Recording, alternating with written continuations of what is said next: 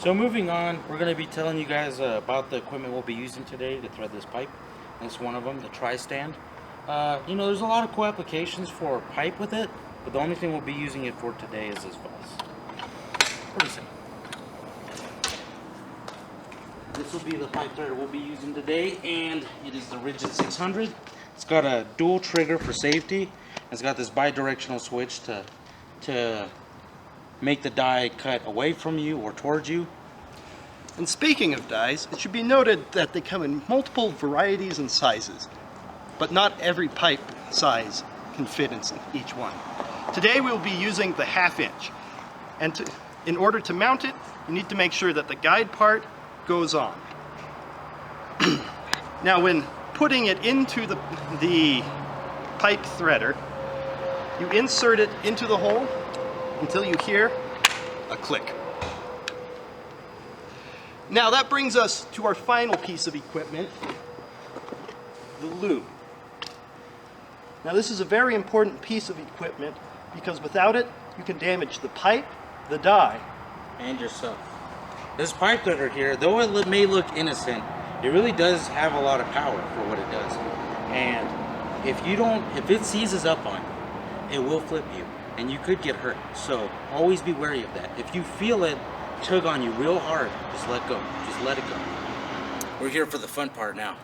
We're here to thread this pipe. So, to thread this pipe, you've already been told on how to put it in, but I'm going to review it. So, you would want the die facing this way. You can just put it right there, okay?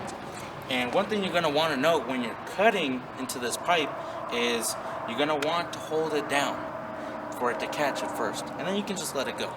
And again, trust me, if it nudges on you, and again, it's going to have some kick to it, and you're going to have to kind of hold her down, but if you feel it even a little bit, just start to, let go. Just let go. It's not worth it. Okay, so, think we're ready to thread this pipe here, Bryce? Oh, Jose, where should I stand? Very good point, because I'm not standing in the right position.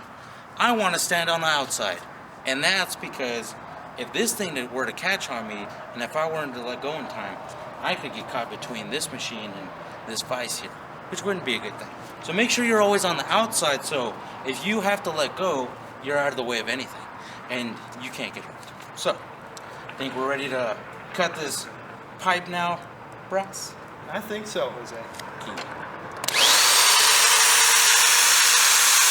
Now it's important to note that you want to stop cutting at the end of the die. And to back it off, you just throw it in reverse of where you had it cutting to, and just get it backed off.